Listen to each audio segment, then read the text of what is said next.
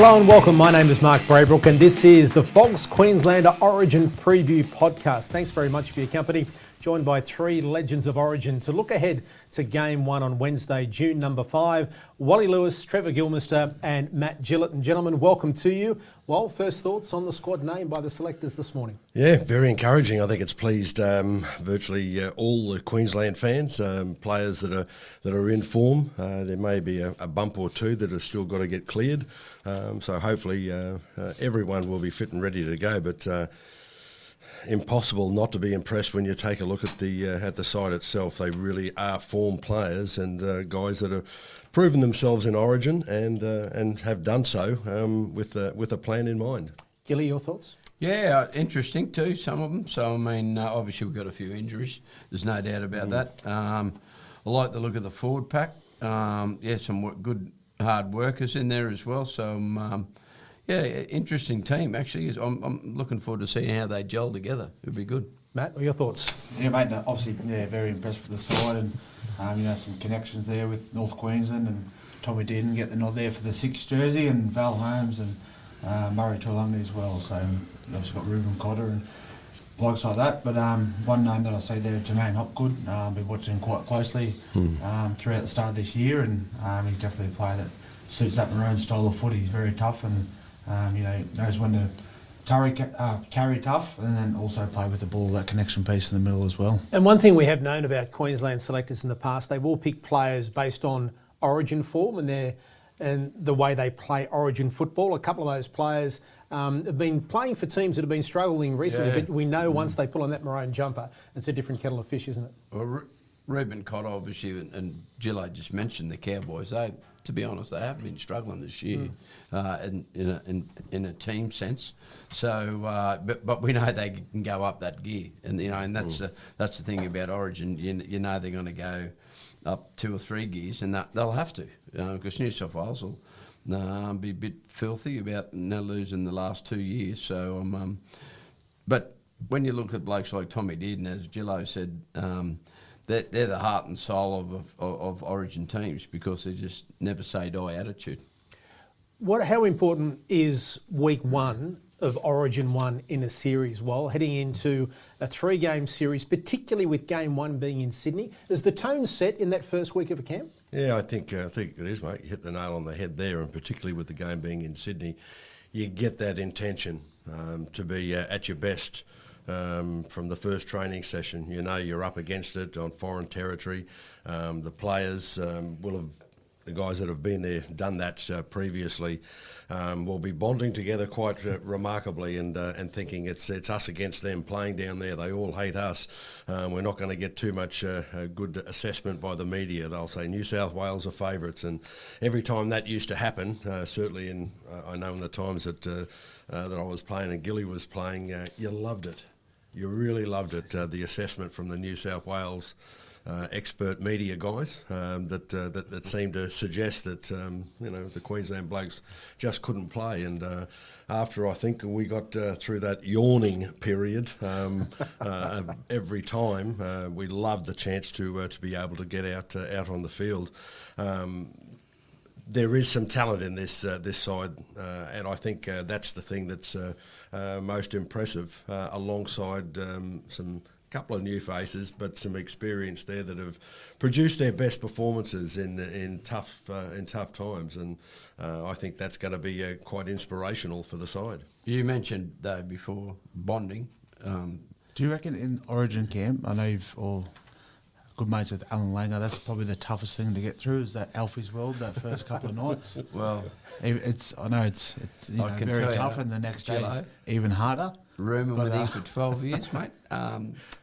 I love him like a brother, but every now and then you want to punch your brother in the head. You see him, and you go, "Oh, I'm going that way." See you, Alf. I don't want to be near you. But that's the part, like you just said, the culture. Of course that sets the tone for the week and all. Well, mate, new boys into the squad, we get that bonding. And I love him to death, and we both made our debuts in '87 when all these blokes have been together for quite a few years, and couldn't get Bill out of him. He's quiet as a mouse, wasn't he? Yeah, and I was too. I don't mind, but he was quiet. The transformation in this fella, unbelievable. I still remember too his first night in camp. Yeah. And we got to how do we put this officially? We ventured into town to just get used to the character. Yeah. You didn't have to say that. The character of the players that were around, and of course when we had to head south, it was we had to load Elf onto the team bus to go to the airport. Had to wake him up at the airport to get inside. He had another little lay down in the lounge inside. Then we had to wake him up to get on the plane. Got on the plane. Then we had to wake him. Had to wake him up when we landed in Sydney. So he got used to the backbone of Origin very early on, and thankfully he continued to display the loyalty in the Queensland side, which was quite remarkable. We had a lot of fun away from the training field and became best of mates no matter what club that they were playing for. But the spirit that was on show every training session and every game was something that we're still talking about decades later. Well, that's an interesting point you bring up with regards to the bonding and so on, and Alfie being as part of that setup. Billy Slater's in his second year. New South Wales have lost a lot of their key players as well, but they've also got a new coaching staff. Does that give, do you think, Queensland a little bit of an edge that Billy's back for his second year? It's a very experienced lineup when you look at Daly Cherry Evans and Ben Hunt and so on. The fact that is another area where Queensland is slightly ahead? It's hard to say, isn't it? You know, I mean, obviously, as you're saying, like the big thing for me is Tedesco not there, their captain, you know, from last year and the last couple of years. So they've obviously put the broom through him. And I'm a huge Jake Trbojevic fan. You know, I mean, he's you see him at Manly so passionate about, you know, but he's not going to be on there the whole game. So obviously, you know, I mean, had a lot to do with him, given Mellahan with the Australian side. And, Jake's a really passionate New South Welshman. But, you know, I mean, he'll do a great job. But, I mean, I thought it was not the right call. Yeah, possibly not the right call to... Dylan Edwards has probably had been the form fullback for a couple of years. But, I mean, Tedesco, I thought that was a bit tough. Yeah, I was stunned by it. He's one of those guys... Every Origin match, his performances previously have been fantastic, and he's inspired the New South Welshmen during troubled times in the games. He's injected himself into the back line. He's come in through the forward packs looking for guys that are absolutely exhausted before he cuts them to ribbons.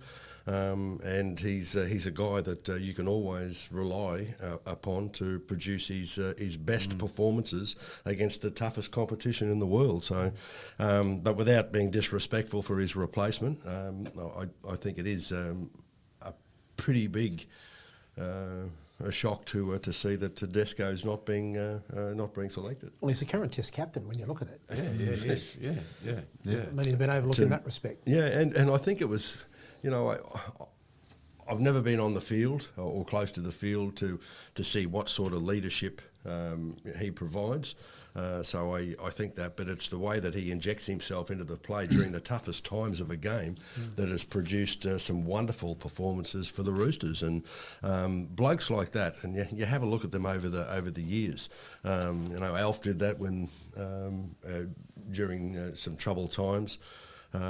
We've had Lockie doing it at times, and when you need a little bit of assistance on the field, and Gilly used to do it more so. I used to tell Gilly on a couple of occasions, this bloke's annoying the living daylights out of me. Yeah, Gilly, get rid of him, stop him from doing that. And in those days, you could sort of get away with a little bit more on the field, and I used to thank him. Say thanks, mate. Yeah, he didn't come around anymore after that. So they were the times.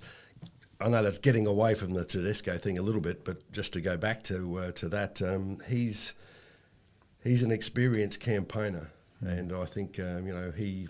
I'll miss that for sure. Oh yeah, with so many debutants too. I mean, you need the most experienced players to lead the way. If you look at his replacement in Dylan Edwards, 3 grand finals. You've got to find a way. he needs a spot in that team. Oh, he's a great guy. Played for Australia. Whether it's he played on the wing for Australia last year. did a good, you know great what I mean? job. So Yeah, but he's accountable. He'll get the job done. well, they've Takes been 2 carries the per best set. side, haven't they? Yeah. Penrith, Yeah. you know, the last 3 years, Got White the Country, wire there, more got 4 a couple years. of Penrith boys in the team, so I think he'll feel quite comfortable in that spot. We'll be joined by Chairman of Selectors, Gene Miles, very shortly. And the squad that Queensland has come up with, those 20 players, so many Queenslanders and New South Wales, we talk about they've left out James Tedesco. They haven't been able to pick Nathan Cleary, Tom Trbojevic, just to name 2 key players as well. So then to leave out Tedesco is big. But when you consider Queensland, no Cameron Munster, Tom Gilbert, Tino Fasuamala-Awi, Tommy Flegler, Kalen Ponga, Corey Horsburgh, AJ Brimson, Cohen Hess, Kurt Capel, they're all injured. Not all of them, of course, would have been selected. But we talk about New South Wales and their injury. Queensland has almost been decimated. There's 4 as or well. 5 of them there. Yeah. I reckon Automatic top picks. 4 there. Yeah, You got yeah. Munster, you got Gilbert, Tino, and Tommy Flegler. I reckon they're definitely they're picked in that side coming in this game 1. So again, our depth. We've had to pick a team there without those players that you just mentioned there, Mark. So it's still a great side and definitely one that Billy's going to build some belief within that. With that team and make sure they understand their role and who they're playing for. Yeah, experience is a wonderful thing in Origin games, and there's a pile of it in Munster and Tino as well.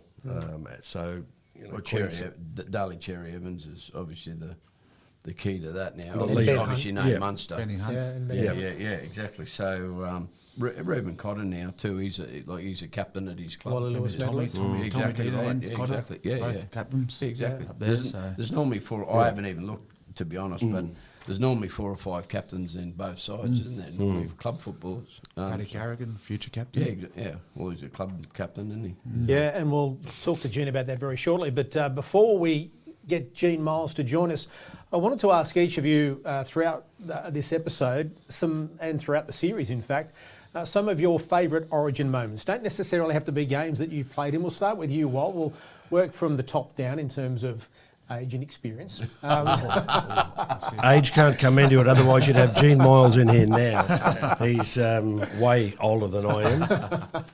So, favourite Origin memory? I know this is a hard question to whittle it down, but what springs to mind? It pretty much comes down to just 3 games. Game 1, 1980. Nothing can ever beat that. Going onto the field with the wonderful Arthur Beetson. We'd been screaming for years about give us our players back and we'll beat you. They used to laugh at us, ridicule Queensland teams. We got the chance to go on there and take part in a game that at the old Lang Park, now Suncorp. I still don't think that I've heard a crowd go off like when Arthur was introduced to the crowd, and how he addressed the team prior to going on there. And he came out and said that he'd had some wonderful experiences throughout his career, but he listed this one as the one that he always wanted to do. Soon as they started talking about Origin, he said he always wanted to do it. He went on, led from the front, and set the scene for the history of State of Origin from one performance that night. He took over then as coach and was quite remarkable. The next one that I find it impossible to go past, and this one's probably the one that meant the most to me, Game 2, 1989, Sydney Football Stadium. We went on there and it was quite extraordinary. New South Wales, I think they set out in that game and they were as physical and confrontational as I'd ever seen them. We lost blokes left, right and centre. Guys were dropping off, injured everywhere. Alan Langer broke his leg, Mel fractured his cheekbone. Fatty got injured too. Bobby Linder broke. Bobby Linder. I was going to say that Bobby Linder was the last one. He broke his leg. He actually went down in a tackle, and we were near our line, and I screamed at him, Bobby, Queenslander, get up, and he got up and he fell over, and I screamed at him again to get up and stop letting us down, get over here, stand outside, and he went to run up, and we narrowly stopped to try. And then from there we took the ball up a little bit, and I turned around and I was looking for numbers on sides, and I said, where is Bobby Linder? And the trainer said, we had to take him off. He's got a broken leg. And, is that an excuse? He played like 25, 30 minutes with a broken leg. Yeah, he just couldn't do it anymore. And that was he put in a performance that it was second to none. That was quite remarkable. And the other one that I recall was the first time we had a 3-game series, and I thought that was wonderful because finally Queensland football had some respect attached to it. That was 82, was it? 1982. Yeah. And we went into that game, and I think we got beaten up front. It was, and I can remember a lot of the New South Wales media said, well, there you go. We'll start to prove that we are the champions, and we beat them again. And it got to be quite entertaining year after year, and we went 82, 83, 84 with series wins, and suddenly there was a little bit of respect was being shown for Queenslanders, and New South Wales beat us in 85. And I still remember saying, then they took it seriously for the first time. And a lot of the players used to say, they're unbelievable, the Sydney media.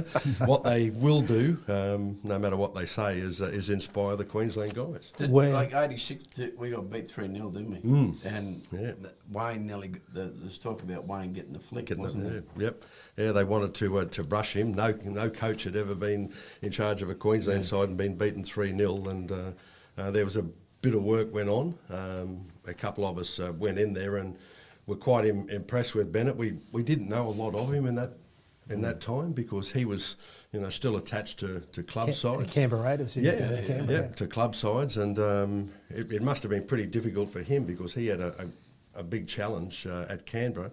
But when he came back and when it got to 87.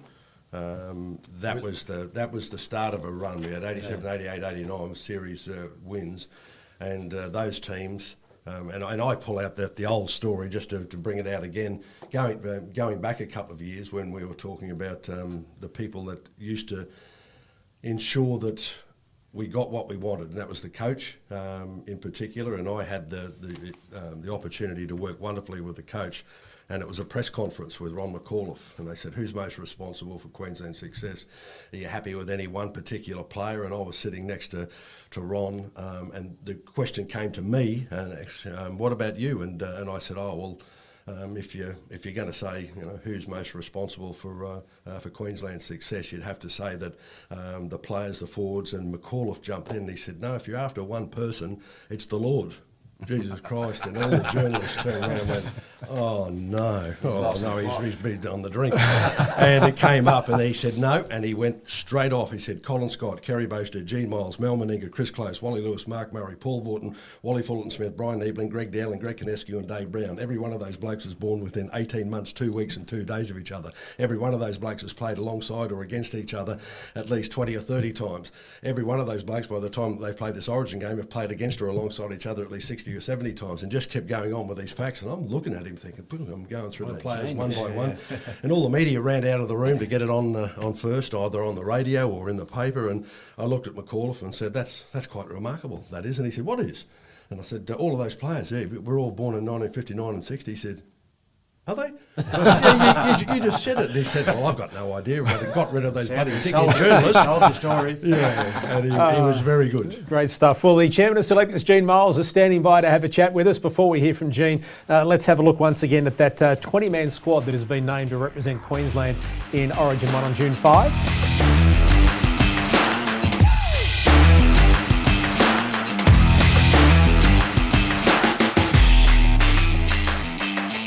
Well, there we are, the team for Game 1, from Reece Walsh through to Ezra Mam, and joined by Chairman of Selectors, Gene Miles. Gene, years roll over pretty quickly. Another squad name for Game number 1. No doubt happy with the 20 players that you've come up with.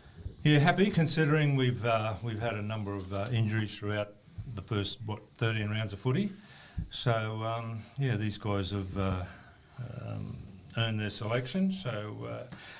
But we'll know the proof will be in the pudding come Wednesday week. Was there any position thoughts or anything that caused some consternation amongst the group? Obviously the 6, with Munster being unavailable for the first time for a long time. And obviously Tommy Dearden stepped in for him a couple of years ago in the deciding game here at Suncorp Stadium, did a fantastic job. So, we went that way. Ezra putting a lot of pressure on. Ezra's in the squad, as you can all see, and he'll get his opportunity. It's just that Tommy, he's been playing okay for the Cowboys, or the Cowboys haven't been going that flash, but Tom's been playing pretty good, so he deserved his spot. He did everything we wanted 2 years ago, so he's up again. Interesting one for me, Gino, is, and I know it's a squad, so every one of them can get a start. There's, and they're just numbers, but Selwyn Cobbo at 17. Yeah, that's an interesting one. The reason being, and this obviously won't be going to any New South Wales people, will it? This is just Queensland only.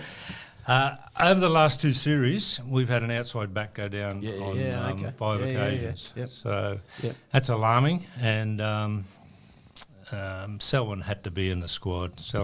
And he can cover that. It's either been a fullback, a winger, or a centre that's gone down for us. So Selwyn covers all of those positions and covers them very, very well. So I know we'll miss a big bopper, but he'll get some game time anyway, regardless of injuries. Whether.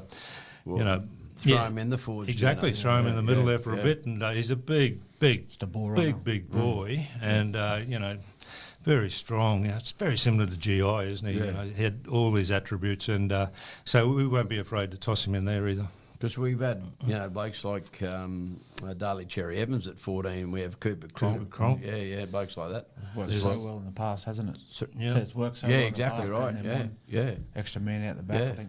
Bring Cobbo on through that middle, and Ben Hunt's another one that obviously stays on when Harry sometimes when we need be. So it's interesting. All bases covered, basically. Yeah. Well, you got to do that these days. The HIA plays a big role. The hip drop these days, it's been getting 10 minutes in the can. So so we just got to you got to cover all bases, and hopefully we have. No, you probably don't really care or say very little on the New South Wales selection, but was it a bit of a surprise for you on Tedesco? Yep. Yeah. Look, I'm a bit of a old, as we all are, sitting around this table, except for you, Gillett. I think he's a wonderful captain. player. He's a wonderful player. But new coach. New coach on the scene, and he's decided to go with the Penrith fullback, which makes sense. He's been playing well too.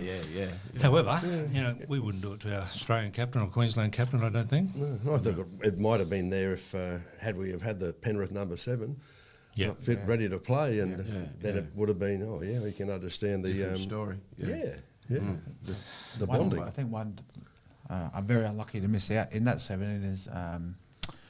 The 5'8" for the Bulldogs, Matty Burton. Camp. Just what we talked about with Selwyn. I don't see on their bench that they've got that sort of utility player to come on and play through the middle. Matty Burton, he's a big player. Fill those positions. And he's getting better and better at the Dogs too, isn't he? Yep. And Gene, one to miss out from Queensland, David Fifita, who played last year as well.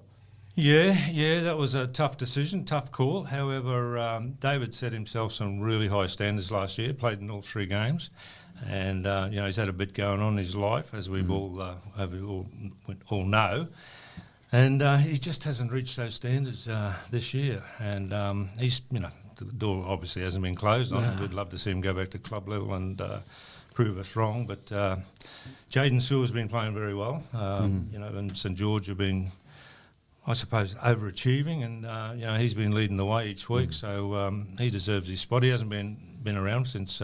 2021 or something, I think, was his last game. So he's keen, and he's been playing very well. So he deserves his spot. Well, if David takes it the right way, you go back to the Titans and kill them the next few weeks, and you expect him to take it the right way, and hopefully make the second squad, the second Origin. Exactly, and you've seen the list about.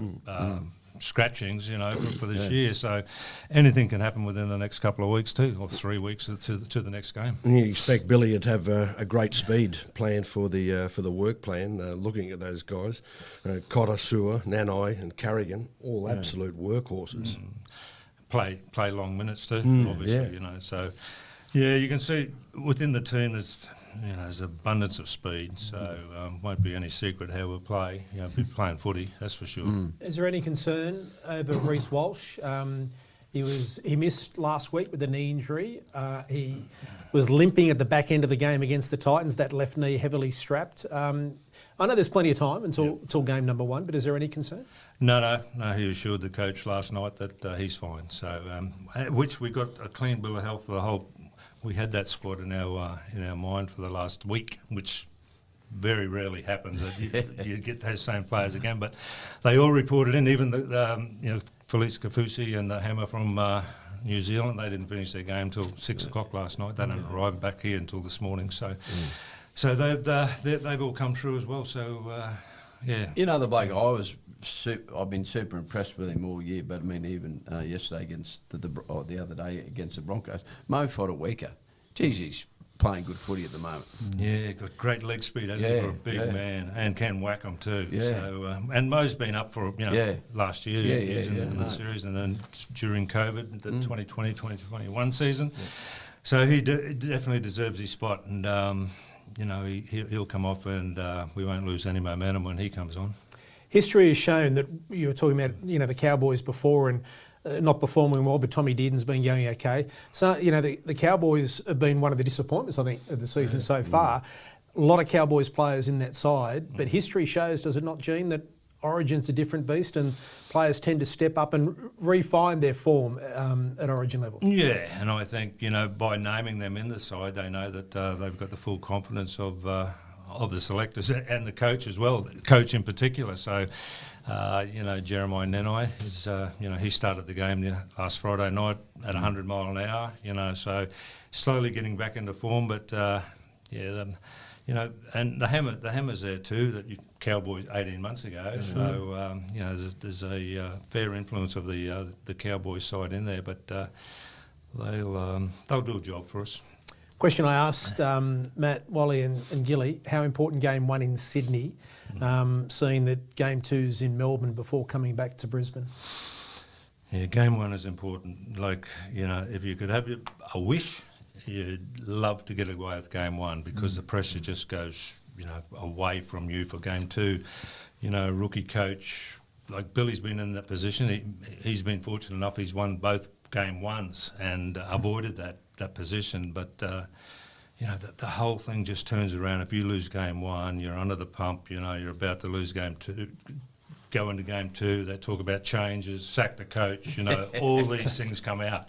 Sack the selectors, in particular the selectors. However, you avoid all that rubbish if you win game 1, and win it away like that is just an extra bonus there too. Well, thanks very much for your time, mate. I know it's been a busy couple of weeks, and no doubt the next 10 days or so you'll be making sure that everyone is 100% fit, no one suffers any problems, no illness goes through the camp, although something normally comes up in Origin camp, doesn't it? There's not a camp unless we have some sort of drama. Yeah, but get through Alfie's World. Yes, Alfie's World is very important to get through.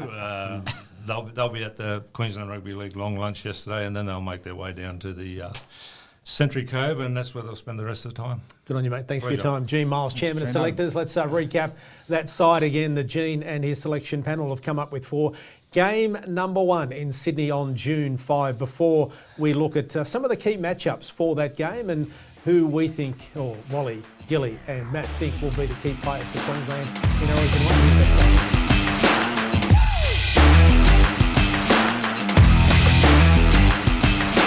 So there are the 20 players representing Queensland in game number 1. Only 17, of course, and you mentioned in that chat with Gino, Selwyn Cobbo, and I found it interesting.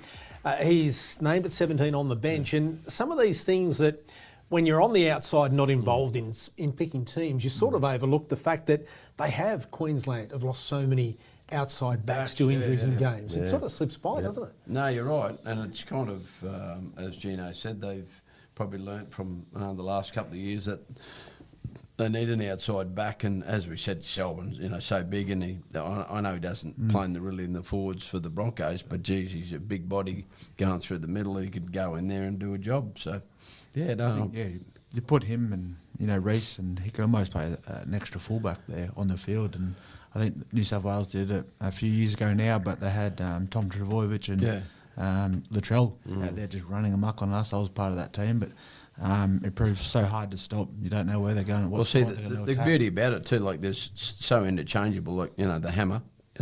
Xavier Coates is, I know he's predominantly been on the wing, but he can play anywhere in the back line as well. So it's a pretty and Bell Holmes has played fullback as well. Yep. So on the wing as well. So yeah, our backs are pretty interchangeable, most of them. You don't want to disturb that forward rotation during your game. No, if you cannot, you're chucking the back row into centre. Can get exposed there with some obviously talent from New South Wales. There's one bloke too that obviously that's not, it's done and dusted that team. But you know Gino well, mate. You could make some changes. Bo Firma is another. I'm a fan. Yep. I'm a fan of Bo Firma. Great worker, isn't he? Yeah. Does all those little things very well. And the poor bugger, the last couple of weeks, they've gone down to the centres. He's had to go into the centres, as well. So and you wouldn't like to be, as a back rower, you wouldn't like to be going in the centres in an Origin game. No. That wouldn't be too much fun. But get around me, boys. Obviously he's another bloke. He's had quite a few injuries, knee reconstructions and stuff like that. I'd love to see him get in there. Maybe game 2, game 3 as well. Tommy Dearden's a better player now, I think, than he was certainly when he left the Broncos to go to North Queensland, but maybe even a better player than when he did play Origin that first time, filling in for Cam Munster. And his confidence, you can see it week on week, month on month, year on year has grown. Yeah, he's got plenty of experience on board now, and I think that's something that's worth its weight in gold when you're coming up and playing matches like this. I can remember watching Tom the first time he got onto the big stage, and it was just something to admire. I've taken a particular interest in watching him play for the Cowboys each and every week, because I think that once you play your Origin career, you get that started, that opens the door, particularly for your performances at club level, and you tend to try different things, be more creative, whilst coming up with a direct plan that you're not going to change the strengths of your game, but you can try some other things and get them ready for when the representative season comes around. So it'll be interesting, but I'd be quite willing to make a fair bet that he certainly will not let the Queenslanders down. He's a tough little thing. He certainly produces his best there. And if there's one thing that he rarely gets a lot of credit for, it's his support play. Being able to back up, and when you consider that there's probably half a dozen clean breaks made in a game from which they'll score tries, his ability, certainly to the ball carriers, are worth their weight in gold. I think, just on Tommy Dearden there, I was lucky enough to be in his debut game, and I played about probably 6 or 7 games there with him towards the back end of my career, and then when he left up to Townsville. But one thing that really impressed me was Tommy, a young guy coming into a first grade team, was probably about 4 or 6 weeks into he'd been playing, and the thing he was very well spoken about and concerned about was his defence. And he come to me and said, "Hey, Gillo, we've only let 3 tries in the last 6 weeks," and that for him at that age, as kids come through, it's all about attack. But to have that defence mindset from a kid that age and be quite pumped about it when we were having that conversation was very impressive. I was very impressed with it. Great point. I think the perfect thing on him is his attitude, because that when he ran Selwyn down in that corner, and never say die attitude. Selwyn should score that one, and Tommy just wanted it more. Exactly.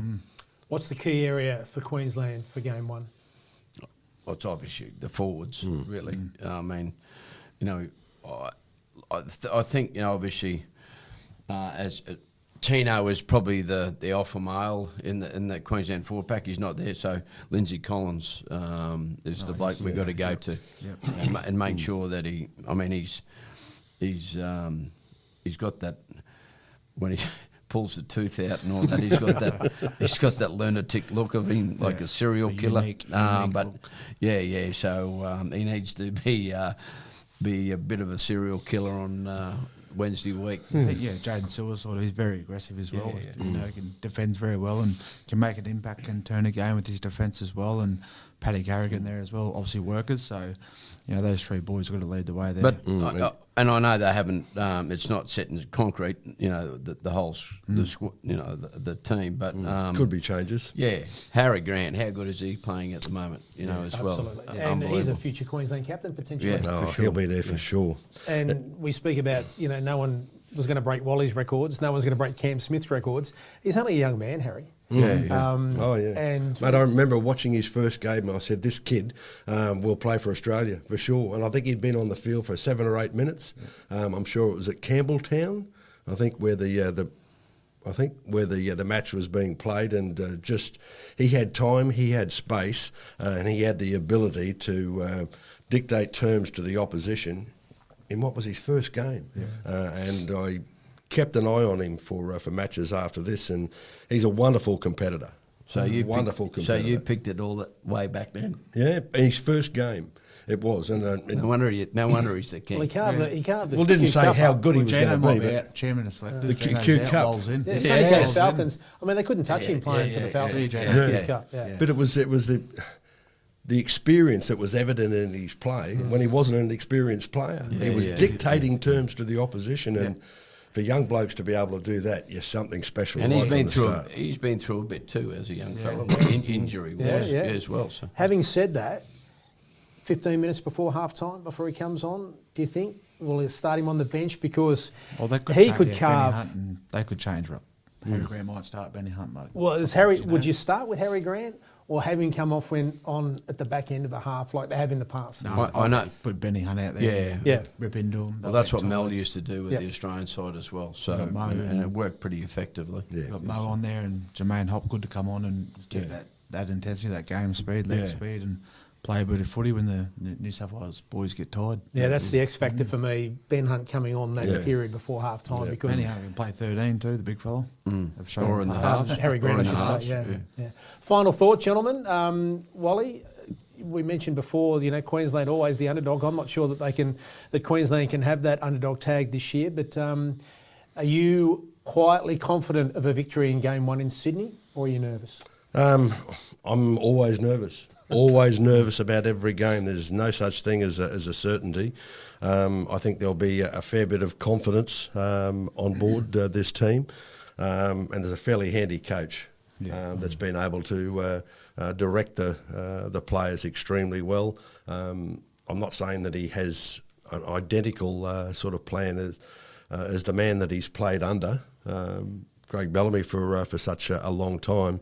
But Billy's got time and effort. He has a fair bit of emotion attached to his decision-making process, but every bit of it so far has been 100% correct. Gilly? Yeah, obviously, we all said the first game's very vital. Mate, I'm very confident we'll win, but it'll be interesting.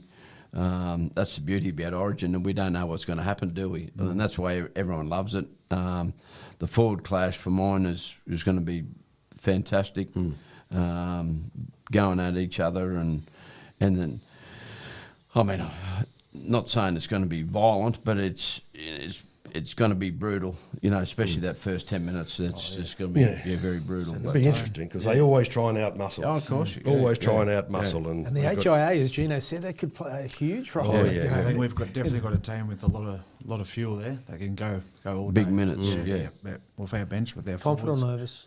I'm confident, very confident, mate. I think, like Wal just mentioned, that man Billy Slater, the belief he instills within his group and the passion and, from the coaches right down through to their trainers, he's one that you buy into, and he's all about those little details. So I know he watches every single player in this list, and how when they get fatigued and what their habits are like on the footy field and the way they play their footy, if they're going to show up or they're not going to show up. So he's definitely shown that with the team he's picked alongside with the selectors. So very confident to go down there, get the win, and get the pressure off Queensland. We mentioned it earlier though too. Like some blokes not in terrific form. Some blokes are, and some. But that's always the case. You know what I mean? Like, but when you come into that team, And I remember coming in sometimes and wasn't in that good a form or in good form, but you come into those teams and you look around and you go, holy shit, how good is this to be in this team? And it gives you so much confidence. You know what I mean? On that, I think when you're in that Queensland team, it's not a selfish thing, but all you have to worry about is yourself. what you're going to do. Yeah, exactly. Whereas in your club side, sometimes blokes around, you haven't done the preparation, they've cut corners during training sessions, and you're that little doubt in your head. But in that Queensland team, or inexperienced or something. In that Origin team, they're going to show up. So you just got to worry about the little things that you're going to do well. And you can virtually guarantee that this team won't be rated as good as the New South Wales team by the Sydney media. And I used to find that was one of the greatest inspirations, certainly for me and the team when we were playing. They out of the 31 games I played, I think we were favourites once in all that time, and I used to say, thank you, hallelujah. Here we go again. Yeah. Well, another chapter is about to be written, June 5, Accor Stadium in Sydney for game number 1. We'll be back on the Thursday after that game, so look out for that podcast of our review of Origin number 1. On behalf of Wally Lewis, Trevor Gillmeister and Matt Gillett, I'm Mark Braybrook. It's goodbye for now.